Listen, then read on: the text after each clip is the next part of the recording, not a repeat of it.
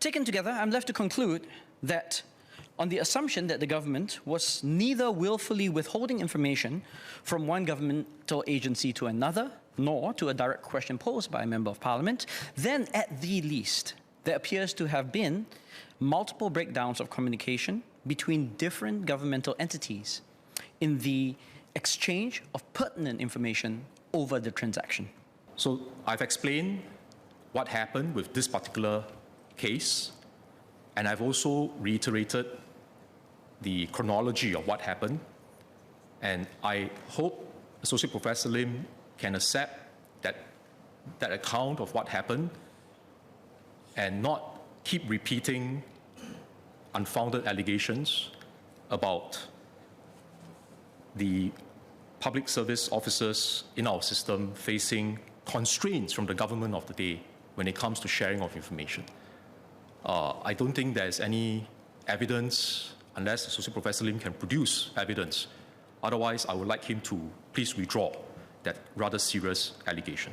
Since I don't plan to prolong this, but Minister Chee had requested that I withdraw an allegation, if I'm correct, that there was a communication breakdown between different arms of the civil service.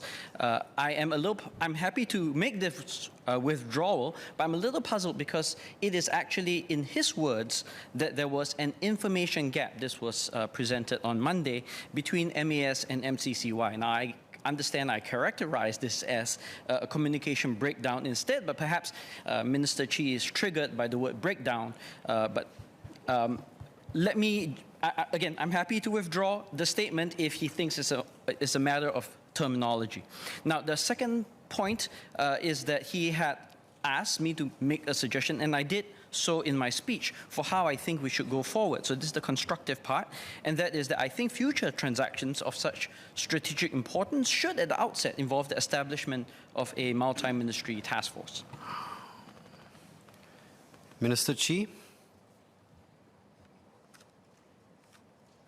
Thank you, Mr. Deputy Speaker. I also do not want to prolong this debate, but just to clarify, I wasn't asking Associate Professor Lim to withdraw his comment about the communication breakdown. He's entitled to use that phrase if he prefers to. I was referring to his comment that the public officers are unable to share information due to constraints imposed by the government of the day. That was what I would like to request, that Associate Professor Lim withdraw that comment, because that is not true.